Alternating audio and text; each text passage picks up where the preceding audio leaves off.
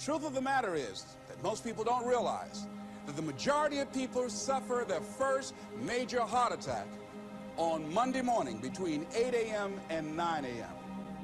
People getting ready to go to jobs that they don't like, jobs that are making them sick.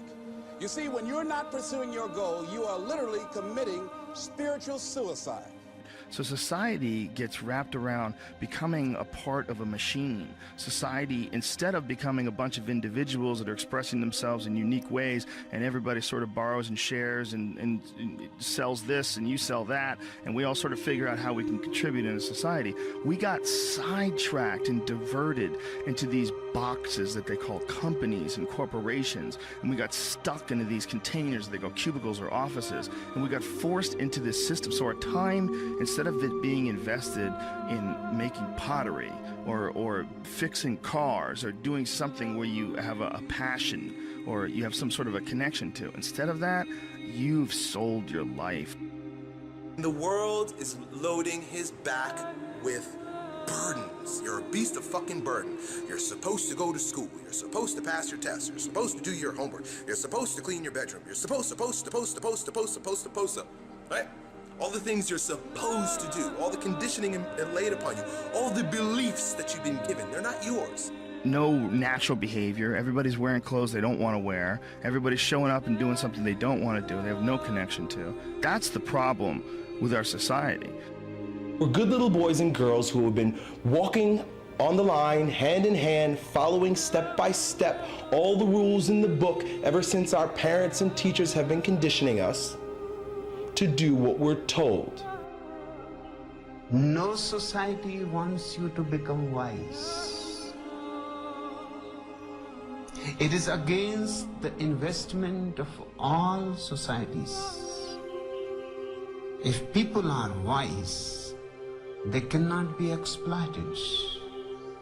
If they are intelligent, they cannot be subjugated. They cannot be forced in a mechanical life. That you work 8 to whatever the hours a day plus commuting, and then you're like this. And that's your life. That's your real fucking life. To step outside the bounds of the mental slavery that you're holding on to that was imposed on you by your parents, the teachers, society, and all of the institutions at large. They want to keep you mediocre, bland, vanilla, a square person in a square hole.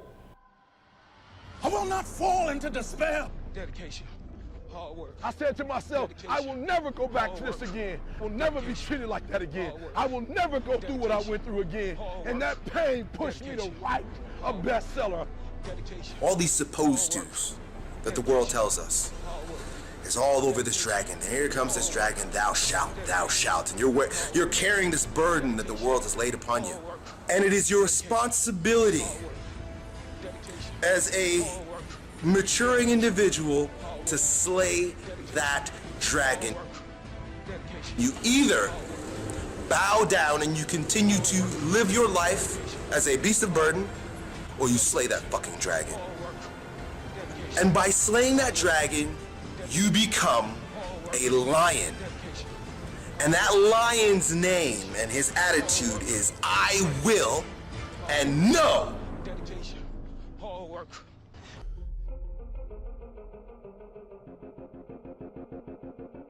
Find out what it is you want and go after it as if your life depends on it. Why? Because it does.